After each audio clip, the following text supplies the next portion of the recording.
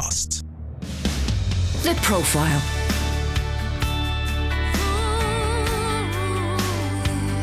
You're listening to Premier Christian Radio.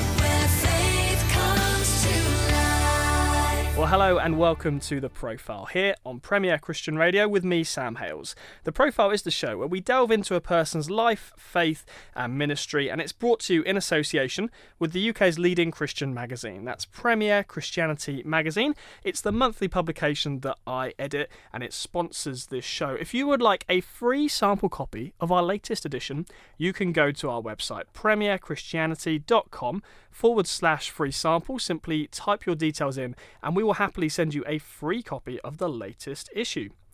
But today on The Profile, I'm pleased to say I'm speaking to Alexander Mclean. Alexander is the founder and Director General of African Prisons Project. He trained as a barrister and magistrate, and during gap year travels to East Africa, he fundraised to provide better health facilities and educate inmates in Ugandan prisons about the law. In 2007, he moved to Kampala, where he created a team of local and international staff and volunteers to develop the work of the African Prisons Project, and we're going to hear lots more about what that project involves in a few moments' time. He's also a Senior TED Fellow and UK Young Philanthropist of the Year. He appeared in Time's 30 Under 30 Changing the World and The Power List, featuring Britain's most influential people of African and African Caribbean heritage. Alexander, welcome to the show. Thank you, Sam. It's good to be with you. Thank you for your generous introduction. You're very, very welcome. It really is quite the introduction. I mean, you're in your 30s. Do you find yourself thinking, wow, I mean, what's next? I mean, not many people in their 30s can list quite that many number of awards and recognitions. I count myself as a really fortunate guy. When I was 16, I started volunteering at Trinity Hospice in Clapham, and I quickly became aware that life wasn't owed to any of us. I remember being with a teenage girl who was dying of a brain tumour, and it made me mindful of how precious our time is. And so I try to live my life in an intentional way.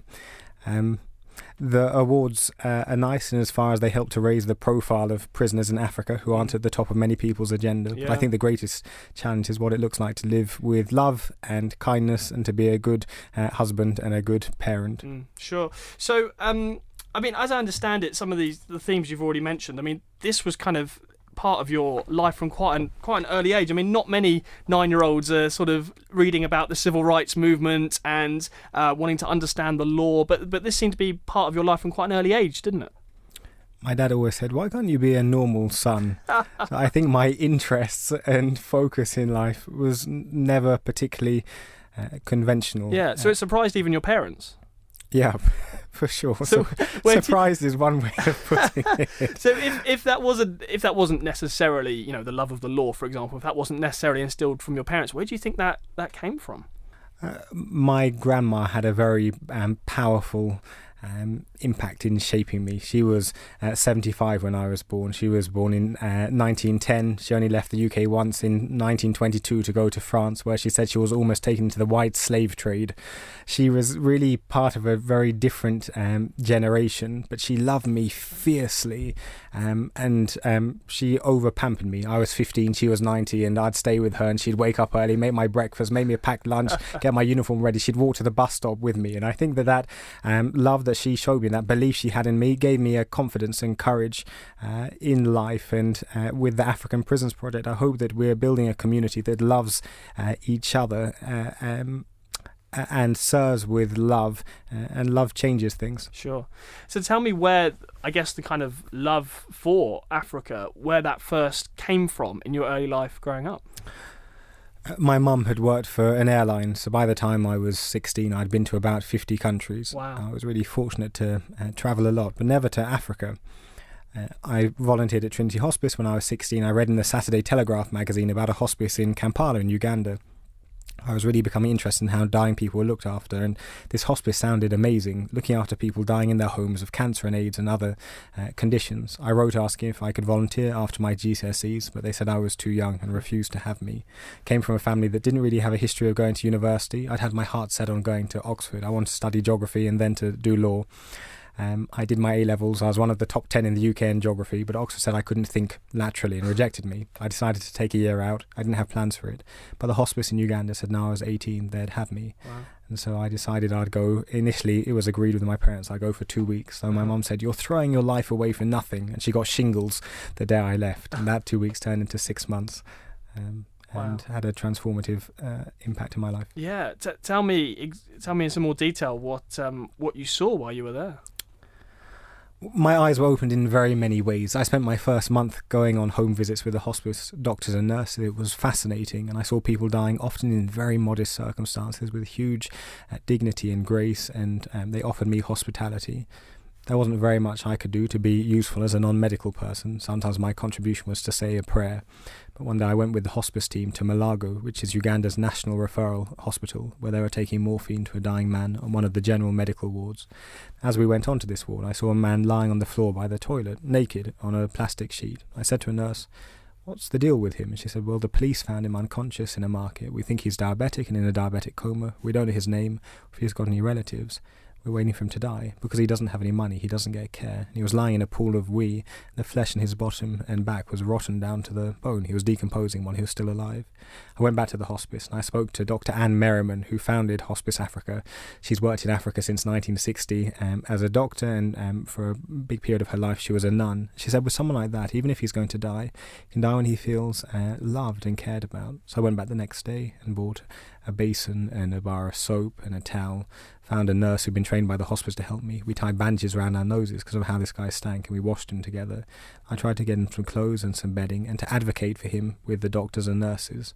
For 5 days I washed him and advocated, and I came the 6th day and he died the night before. He was lying dead and naked on the floor. After a while a porter came with a trolley with a dead woman on it and put the man on top of the woman and said they'd go in a mass grave with everyone else who had no one to bury them. And it was really a turning point in my life because I realised that there are people in our world whose lives are judged to have no value and who live and die like dogs.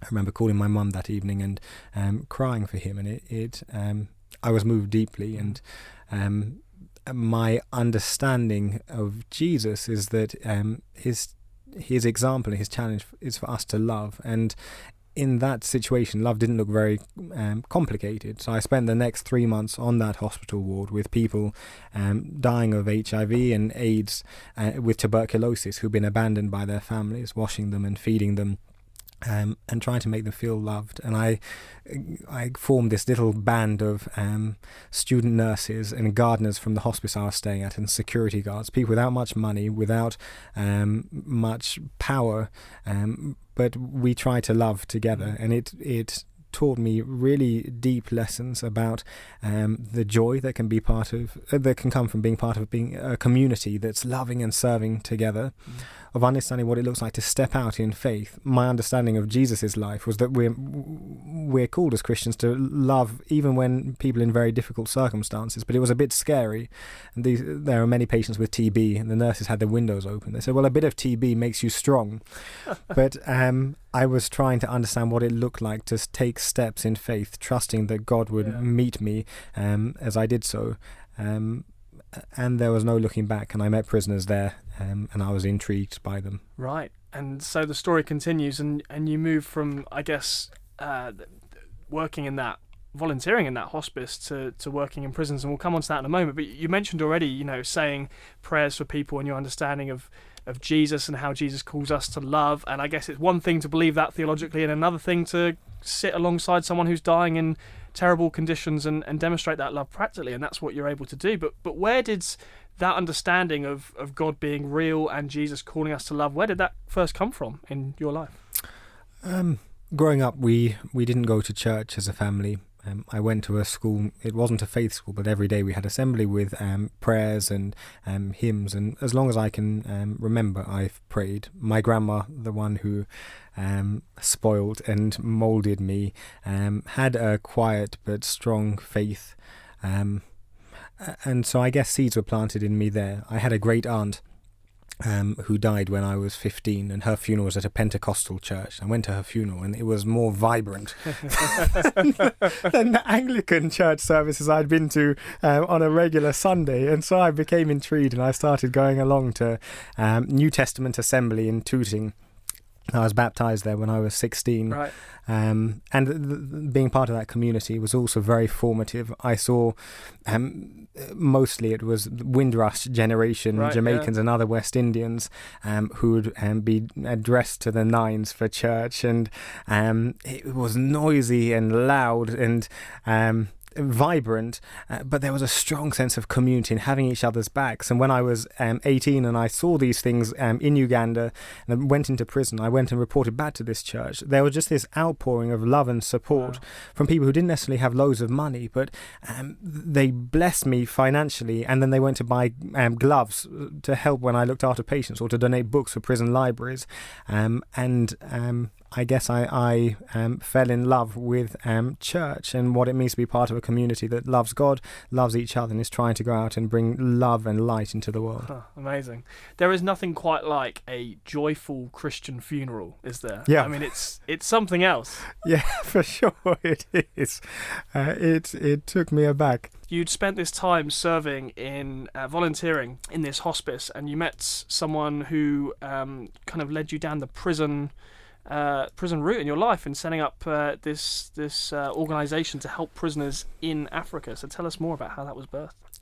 So I started out at the hospice. I then went to the main government hospital, spent 3 months looking after abandoned people who were dying there, and it was there that I met prisoners. Usually they were teenage boys, about the same age as me, often in prison for having underage sex, one of the most common offences in Uganda that has a maximum penalty of death. I saw that these boys could die of starvation or dehydration in the hospital because the doctors and nurses would often shun them because of the prison uniform. Though Uganda's a very Christian country and almost everyone goes to church, there were definitely people who were, it seemed to me, were deemed unworthy of love.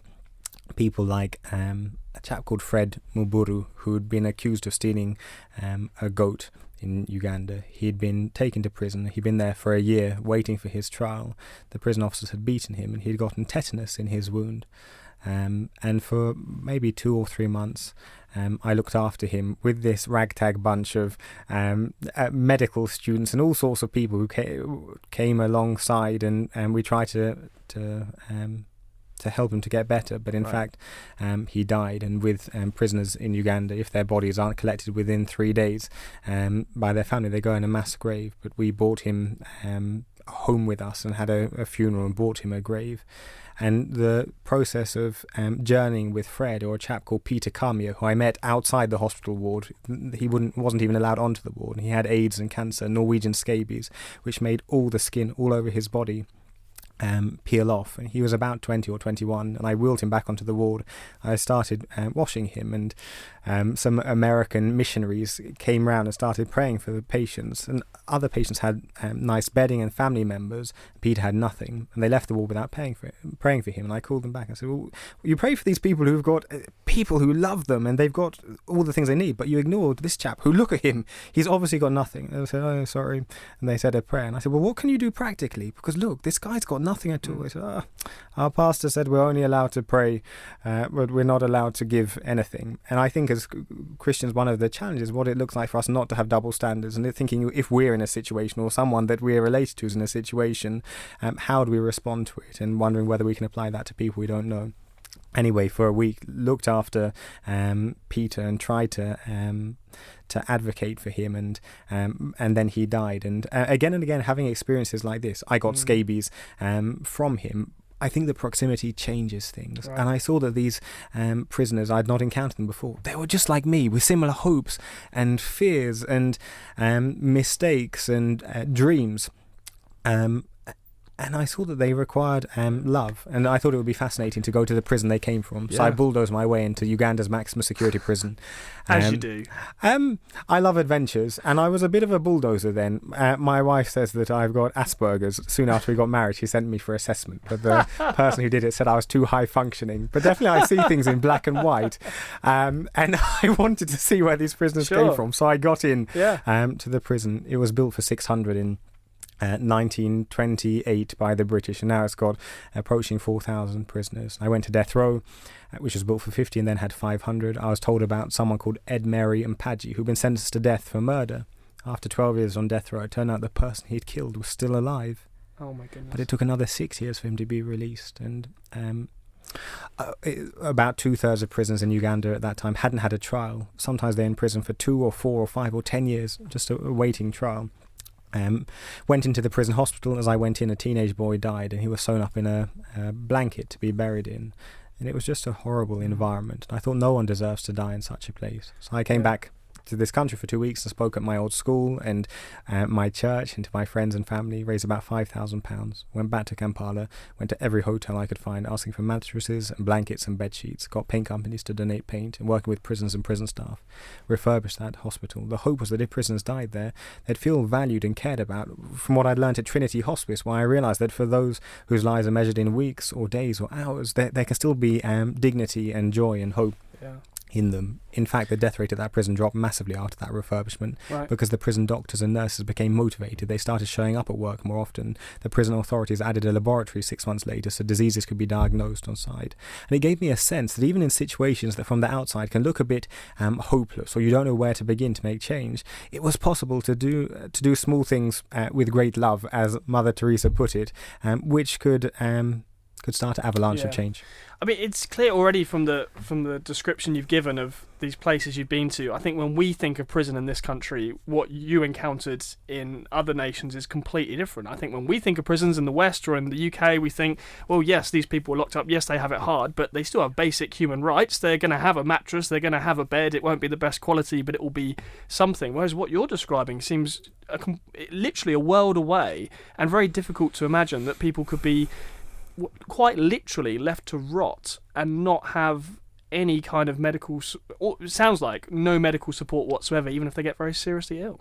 I spent about I visited about 130 prisons in 15 or 16 countries, mostly around Africa, but also in England and Ireland and Romania and Israel and America and Barbados. Certainly around Africa, I've seen things which have broken my heart again and again and again, and been in countries where prisoners die of suffocation because the cells are so crowded there's not enough air.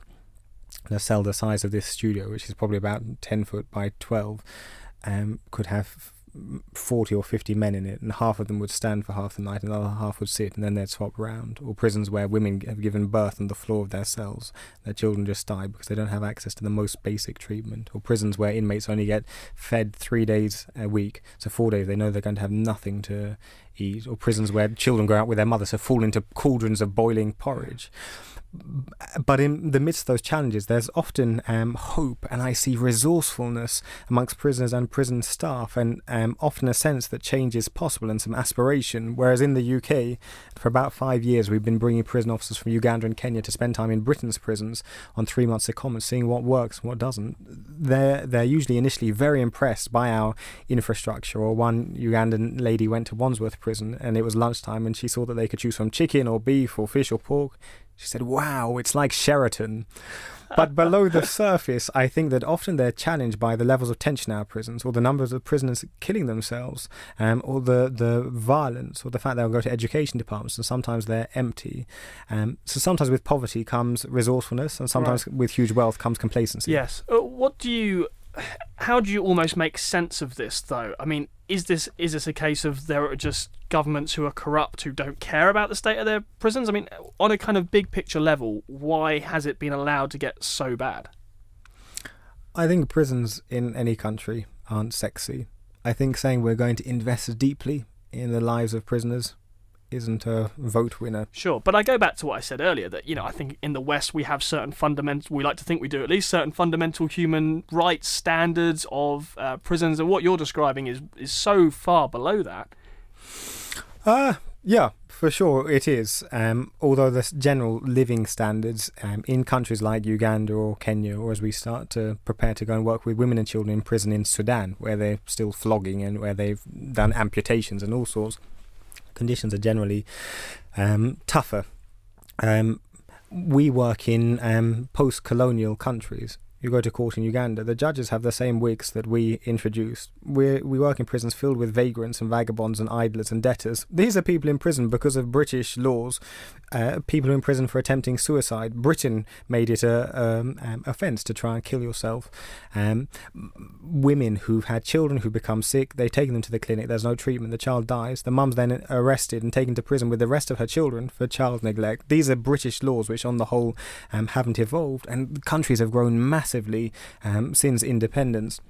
Uganda's population was around 4 million at independence. It's now 10 times that. Prisons haven't been built to keep up, and so there's just the system is overwhelmed. You can go to the police station and find that there's no police cars. If you want the police to come and investigate, you have to pay for a taxi for them. So it's no wonder that they then torture people to get them to confess, because they're under pressure to be seen to be productive. But I think there's no scope for us to be complacent here, and I think especially as Christians in the UK, we should be speaking up for our prisoners here as well. And I think in light of legal aid cuts in this country over past years, our prisons are filled with some of our most vulnerable, often least educated people. And although we have human rights safeguards in place and we have many passionate people working in the prison service, we do still have challenges around violence. All prisons having revolving doors, and wondering how do we invest deeply in our most vulnerable people to break the cycle of crime. I'd love to talk more in detail now about African Prisons Project, and I've heard you talk before about how it's often the poorest in society who find themselves locked up for crimes, and it's often the richest in society who find themselves being lawyers and judges and barristers.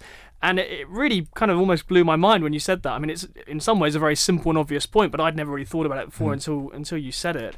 So tell me more about how what you're doing links into that, because I understand you've actually been training some prisoners or helping prisoners to get training in the law to actually be able to represent themselves.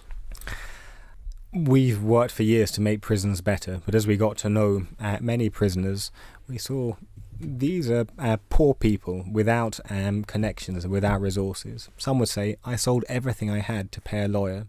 The lawyer took my money, was never seen again. Lawyers are some of the people in society with the greatest agency, and prisoners have the least. And we saw that it was difficult to create accountability there. And we wondered why it is that, as you said, often it's people who've been to the best schools and best universities who make the law and shape it and implement it, and those who've had the least opportunities who feel the weight of it most heavily in their lives. And we wondered, what does it look like to create bridges? Because although one's poor, it doesn't mean that one's stupid. And we saw that actually the prisons that we worked in were filled with creative, resourceful, compassionate, kind people. I remember first going to death row in Uganda and seeing on the stairs going up to the gallows a geography O-level class taking place. An inmate who'd done geography A-level was teaching his peers, or meeting prison officers who come in on their day off to do a Bible study, or who'd use their very modest salary to buy food for children growing up in prison who didn't have anything to eat.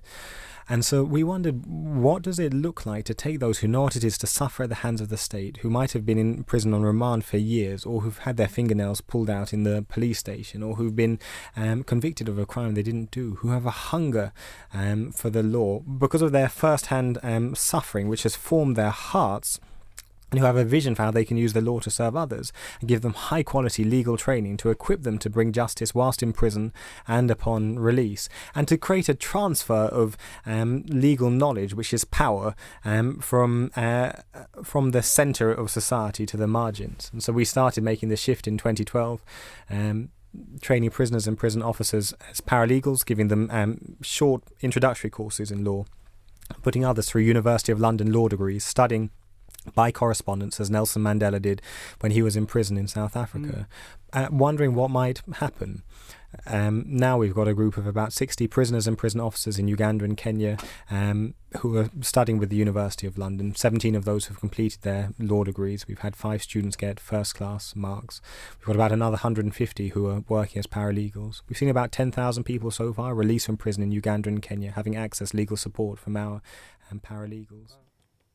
You're listening to Premier Christian Radio. I'm Sam Hales, joined you for The Profile this afternoon. Today my guest is the inspirational Alexander Mclean. We're hearing all about his organisation African Prisons Project today. Also just a reminder that this show is brought to you in association with the magazine that I edit. That's Premier Christianity magazine. It's the UK's leading Christian magazine. We feature interviews with all sorts of interesting people. Alexander has actually been featured himself in a recent issue of the mag. We've also got features, reviews, news, analysis, and loads more content. Why not have a look at the magazine completely free of charge? Simply go to premierchristianity.com/free sample, type your address in, and we will send to you in the post a free copy of the latest issue of the magazine. We're literally giving it away for free. Get your first issue free with no obligation to subscribe.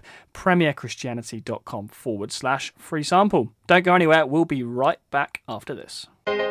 Premier Christianity magazine. In this month's issue, we have an exclusive peek inside a modern Christian utopia when we visit the Bruderhof in East Sussex, a 300-strong community where all possessions are shared, crime and divorce are non-existent, and life is centred around Christ. Plus, we discover the evangelists reaching out to goths, metalheads and Satanists. And we say goodbye to Soul Survivor after 26 years of the UK's best-loved Christian youth festival. All this and more in August's issue.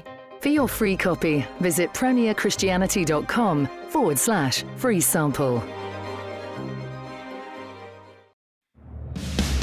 The Profile.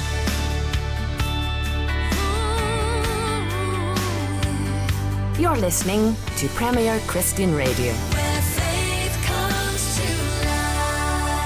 A very good afternoon to you and welcome back to The Profile here on Premier Christian Radio with me, Sam Hales. I'm the editor of Premier Christianity magazine. It's my job to interview some fascinating people from across the UK church and beyond. And my guest today on the show was also featured in a print issue of the magazine I edit, Premier Christianity magazine. But we're featuring the full interview now here on Premier Christian Radio, so you can hear our chat in its entirety. We've already heard part one, so time now to delve into part two. I do hope you enjoy it. Let's listen in. I'd love to know how much of your work is motivated by a sense of there are people who are in prison unjustly, and so we're going to teach them the law so that they can get themselves free again, or how much of this is, we're not saying if they're guilty or innocent, we just believe they should have access to education. When it comes to the prisoners and prison officers we work with, we're looking for those who've loved their neighbours as themselves whilst they're in prison, who've got a track record of serving their community, maybe being a leader in the prison school or church or football association or wherever else, and who've got a vision for how they'll use legal knowledge to bring transformation to their community. But I belong to a community of people who've stolen, who've killed, who've raped, who've tortured, who've been innocently imprisoned and sentenced to death. I think our starting point is that none of us are good.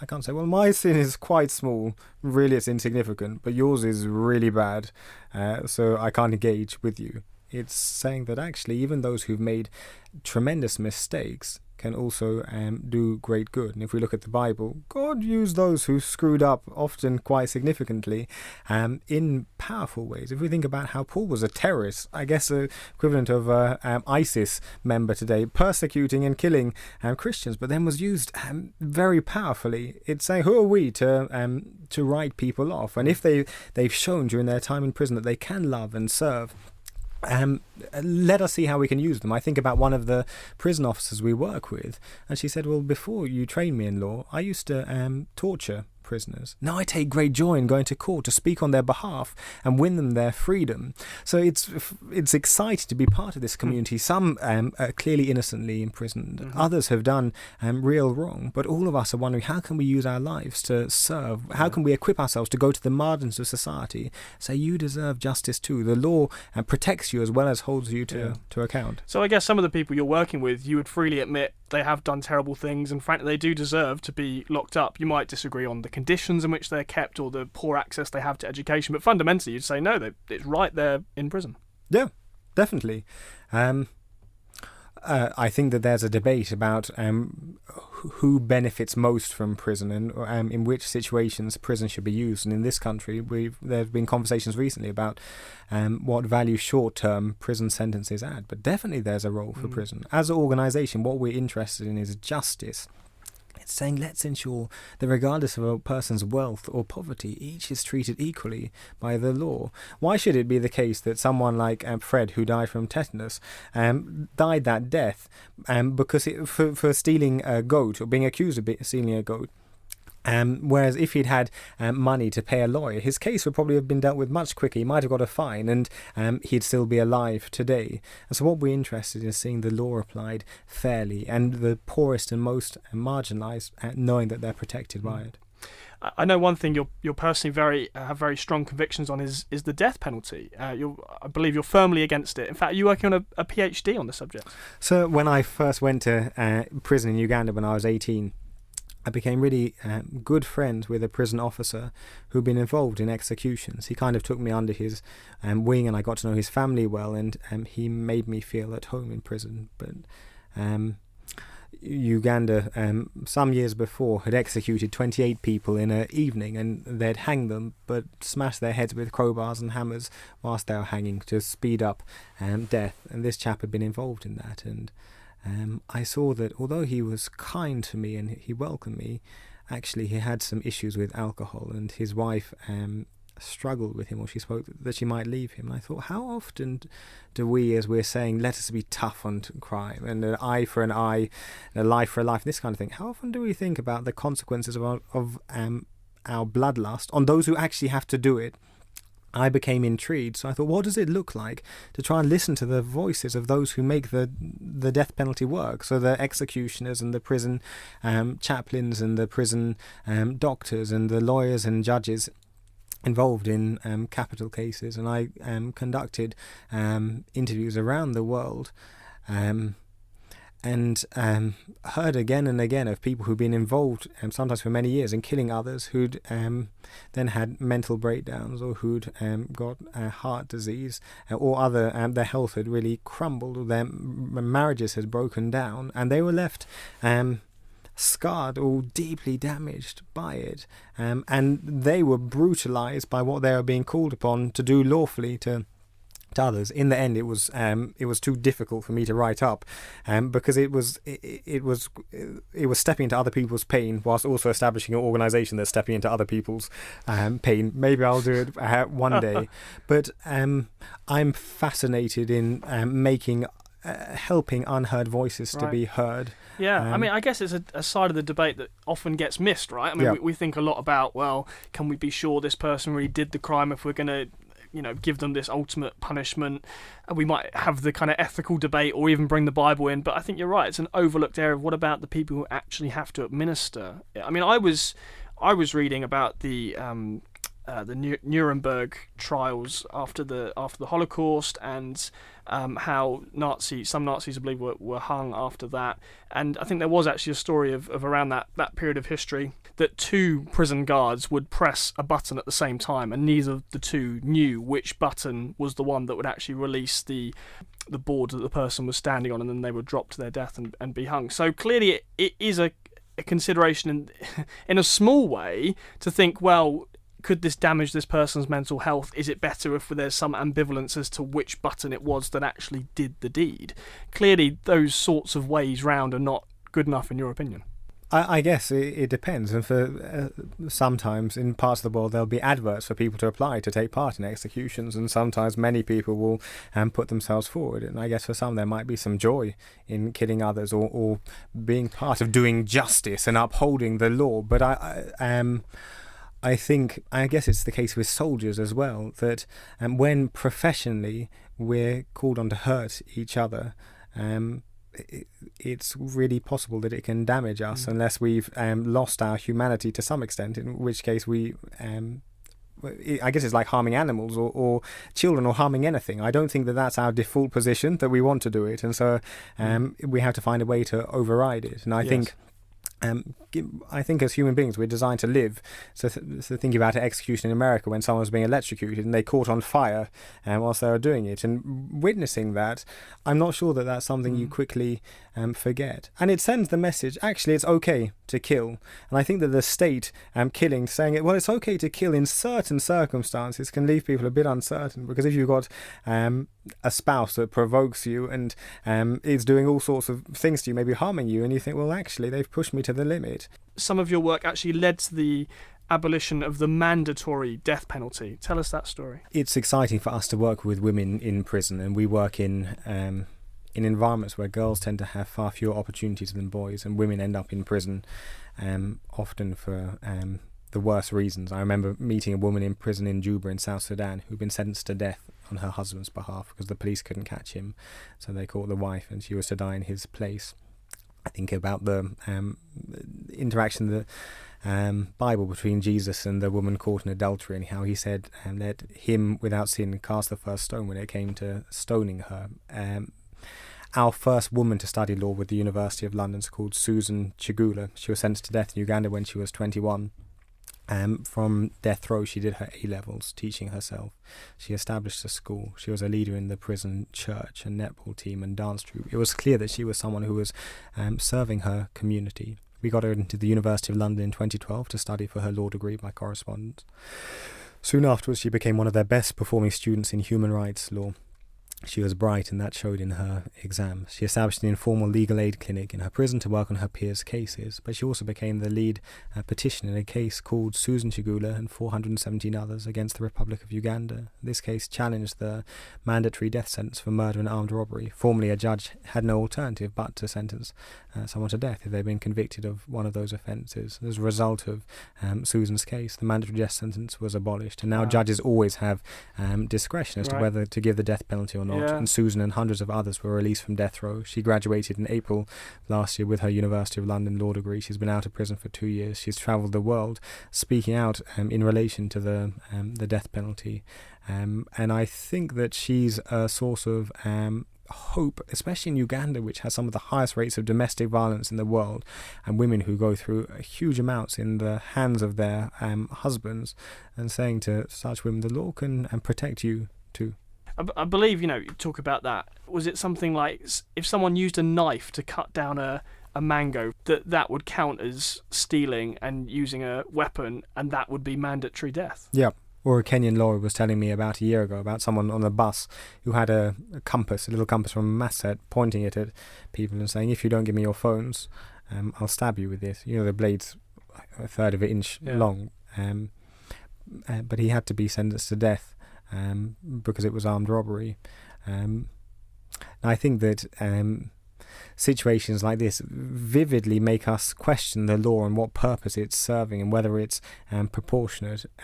There are many other such instances which aren't perhaps so stark, where we ask, well, is the law serving us as society by punishing someone harshly in this way? Yeah, I've heard it said before that those who work in the law and who tend to be prosecutors think that everyone's guilty, and those who work in the law and their defence attorneys, they tend to think that everyone's innocent. Do you find yourself leaning one way or the other?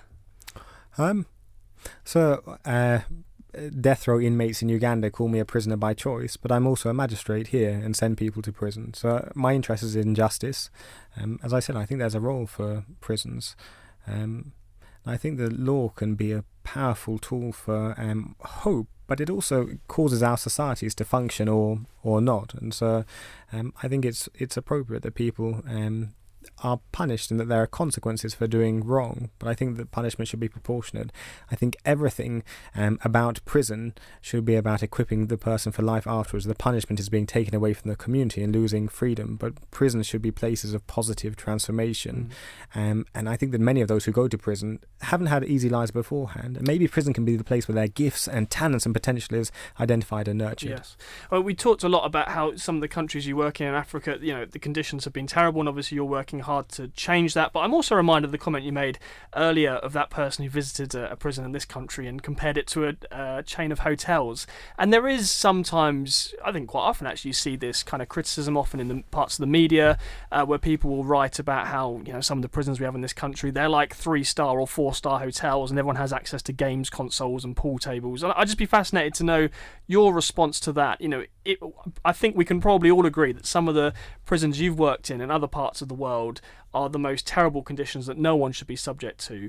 But is there a case that we've gone too far in the other direction in this country, and there are some prisons or some way of incarcerating people where, frankly, it isn't a punishment? It sounds more like a holiday. Can you, Sam, imagine for 24 hours, say, having to eat when someone else tells you to, being locked up in a cell smaller than this studio, not being able to interact with the people you love when you want to? For me, even being locked in a palace, the idea of not having that control and agency over my life is a difficult one to imagine. And I think that we can fall into that trap of thinking, well, most of the people end up in prison, their lives are probably pretty poor anyway. For a homeless person, at least they know they'll get a decent meal and a warm bed.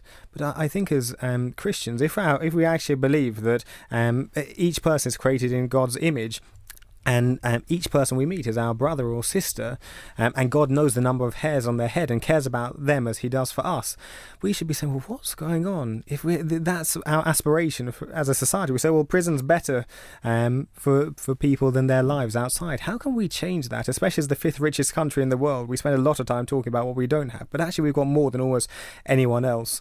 Having visited many British prisons and knowing many people working in our prisons, there are passionate people working with conviction and courage to serve prisoners in the midst of cuts and staff shortages and the like. But if you look at reports done by the prison inspectors, there are really significant challenges that we face here. And I think that we hear about prisoners having games consoles or televisions, but if you think about your life and the lives of people you care about, is that where joy comes from? Having a games console or a TV? And if those things bring you joy, why are prisoners killing themselves in greater numbers than ever before? I think what brings joy and connection and hope is having people who believe in us, people who see our God-given potential, people who know us intimately and care about us. And I think that we should be asking ourselves, what does it look like for our prisons to be places where we nurture and encourage? Because I don't know about you, but for me, I don't grow my life by people putting me down, challenging me, being merciless on me, but it's through kindness and compassion and challenge, which calls out the better part of me that sometimes I don't see, that I grow. And I think it goes for all of us. It's interesting looking at the words of Jesus and, in the Gospels, and particularly that line, when I was in prison, you visited me. Because I think perhaps parts of the church we've understood the importance of serving the poor, the homeless. We're running food banks, homeless shelters, and perhaps prison ministry doesn't always register on our radars as much. Perhaps it is a forgotten area, but I'd love to know your perception of how you feel Christians in the UK kind of perceive your work and perceive the work of other Christians like you who are working in this area. Is there a sense of real support, of understanding the kind of Christian imperative to care for these people, or are you still encountering attitudes that might by some be described as quite harsh, of, well, they're guilty, lock them up, throw away the key kind of mentality? Many of our supporters, both individuals and foundations, are Christian. And as you say, I think that Jesus gives us an obvious, really clear remit as Christians to serve those in prison. I think that there can be a risk for us as Christians in the UK of losing proximity to each other. And I think sometimes churches can be the most divided or segregated places in society, and often we worship alongside people whose backgrounds and life experience is quite similar to us. I think that proximity is what changes things for us, and that when we get close to people who are different from us, we see God in them, and Jesus can speak to us through those in really difficult situations. Mother Teresa said that it's amongst the poor and the destitute that we see Jesus in his most distressing disguises. And so I think the challenge is knowing what it looks like for us to step out from what's comfortable and to become proximate. I was speaking at church last Sunday about Bartimaeus and Jesus giving him his side, and the fact that Jesus was with this big crowd of followers of Jesus. Bartimaeus was calling out, and Jesus' followers were saying, "Be quiet." And I wonder how often we as Christians see those who require love, and we become awkward, or we try and quieten them. But Jesus stopped, and he listened, and he responded with mercy to someone who I guess stank, who was shunned and rejected by his community. And I think that for us to be people who stop and who get close and who respond with mercy to those who are in difficult situations, it can fascinate people and intrigue them and ask, well, why is there this difference in us? Why are we stepping out where others don't want to step out? And we can say, well, it's God in us, and it's because Jesus commanded us to do so. I think this is how we can bring light and hope and be salt in our community. And it can be, it's really awkward getting uncomfortable, and sometimes we don't have the words to say.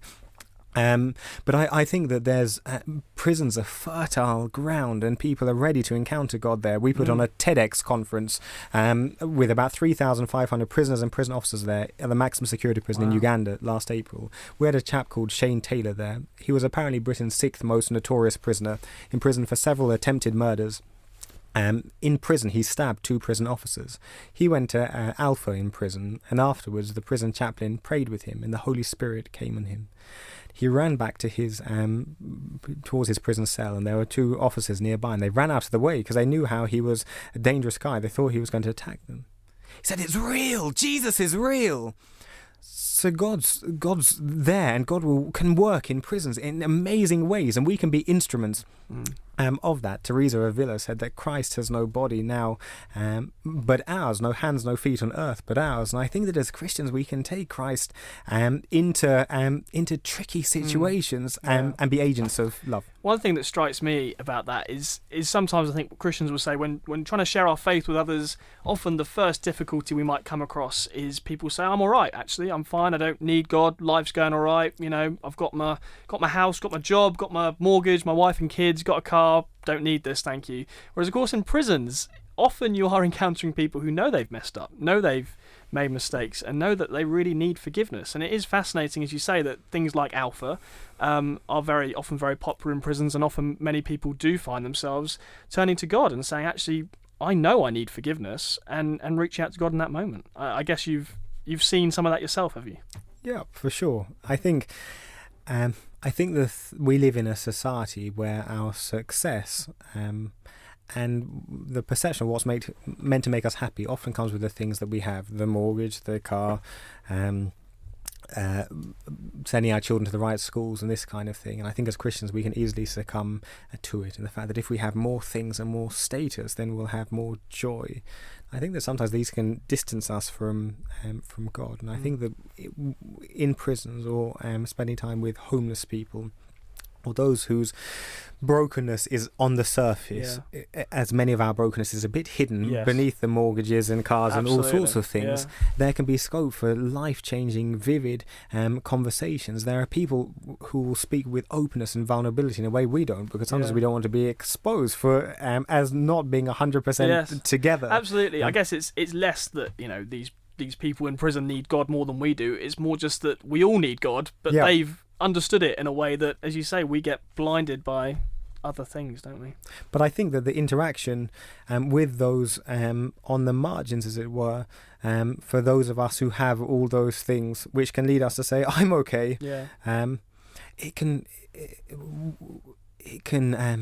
we can encounter God through them, and our faith can be revitalized, and we can see things which move us deeply and give us boldness and courage, and which transform us, and the people that we look down upon can actually be God's messengers in our lives. And I was on death row in Uganda late last year with a chap from a privileged background. He'd been to great schools, been to Oxford, had an exciting career. So I look at these guys on death row, and I think, if there's a God that cares about me and would answer my prayers, but lets these guys be in this condition, I don't know if I'd want to worship him. I said to him, how do you know what God's doing in their lives?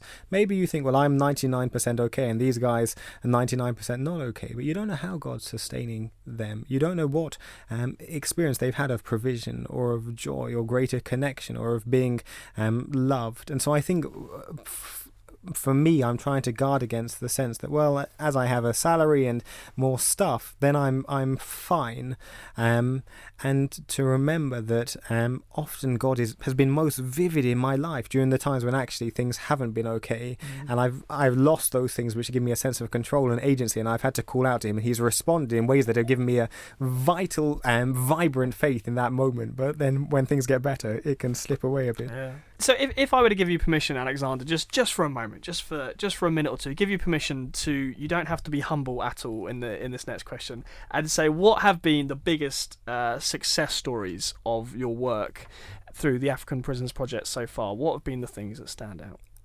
So definitely there's been power in seeing people who've been sentenced to death win their freedom.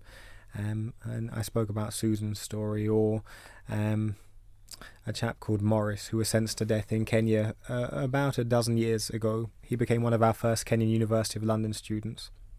In September of last year, his fellow students wrote his appeal for him. Wow. He went to court and he had his conviction overturned. Wow. And he was released, and now he's working with us, bringing justice to people at a prison outside of Nairobi. With our first man in Kenya to study law with the University of London, called Pete Uko. He graduated with his diploma in law from the University of London in 2014. We had a lovely ceremony at his prison. A senior judge came. It was covered in the media. A labourer working for a Chinese construction site saw it. This site was in Nairobi. He saw it and remembered it sometime later when a dog belonging to the manager of his site bit him. He said to the manager, "Your dog's injured me. I need you to pay for my medical treatment." He said, "I won't pay and you're fired." This man had been earning a few pounds a day before that, then had no income. So he knew that he couldn't get a lawyer. But he remembered that Pete was at committee maximum prison. So he went to the prison, said to the warden on the gate, "You've got a lawyer inside. I want to see him." They let him in to see Pete. And Pete sued his former employer. And won him a payment of just under £10,000. The idea that one goes to prison to access justice is countercultural, is a beautiful one for me. I'm very proud when I think about some of the prison officers we work with. There's one called Paul Oriema, who works at Oyam prison in northern Uganda. We trained him and 2 other warders at his prison in 2013, I think, as basic paralegals. Within 3 months of us doing that training, they got a quarter of the people in their prison released, whether on bail or being acquitted at trial. And with pride, he'll take you to the homes of ex-prisoners who he's gone to court and spoken on their behalf. And so seeing people build bridges, and people that society doesn't necessarily value, who've stepped out with courage and been agents of love and hope in the lives of others. Or having a moment early last year, seeing a prison officer in Kenya washing the feet of a prisoner. We wonder what it looks like to cultivate humility, because often the law can make us proud, and what it looks like to build community through sharing meals and having times of shared worship and prayer, open to Christians, Muslims, people of any faith and none, believing that Jesus can encounter any of us just as we are. And seeing unexpected relationships form has been very beautiful. It's exciting for me to think of the many thousands of people who tonight are at home with their families rather than in prison because they've accessed legal support from our community. And some people might say, well, their lives were rubbish anyway, and how good is it for them to be at home? But I think fundamentally we're designed for being free. I think with freedom comes the opportunity to use our gifts and talents and God-given potential. And I'm excited about the seeds which we're involved in planting in people's lives outside of Uganda and Kenya. I think there's the idea of being a prophetic witness and saying, well, there's a group of people who are hated by many. A lot of people say, well, how could you work with people who've murdered or raped or stolen or whatever? And people who aren't meant to love each other. The idea that prisoners and prison officers can study and serve side by side. In fact, we're growing together and loving each other and trying to serve together. I think it maybe we can plant seeds of hope, that when it looks like there's no hope, or it looks like our differences can't be overcome, actually there's this little bunch of people in our flawed and struggling way who are trying to grow in love. And I hope that that can plant hope for anyone and any organisation that's in the midst of struggle. Yeah. So what does the average day look like for you now? As much as I feel most alive when I'm in prison, and the times I have in prison make me more courageous and connected and bolder. I'm inspired by the resilience and the resourcefulness of the people that I belong to. The majority of my time is spent raising funds, and often I'm with people who have huge wealth and resources. It's a pleasure for me to lead my team and to steward them. But the reality is that one of my main roles is mobilising resources and trying to make our voice heard. Many people who are passionate about service and doing good just haven't thought about the needs of prisoners, especially the needs of prisoners in Africa. And so challenging people, saying, oh yeah, these guys exist and they're humans like you and they've made mistakes like you, and there's a God in them, like in you, and that they can serve and have something to offer society as you have. I think that each of us each day has opportunities to show love in small ways and to be kind in small ways. I think that's all we can do, and it doesn't matter where you're working or living or how you're spending your time. That can be our posture, our outlook on life. And we don't need to look at others who are doing things which look different or tricky for us. Rather, look at our own situation and remember, as someone on death row in Uganda told me when I was 18 and starting out, in life you can do what you can, and what you can't, can it? That's a wonderful place to leave it. Alexander, thank you so much for coming on the show. Thanks. It's been good speaking to you.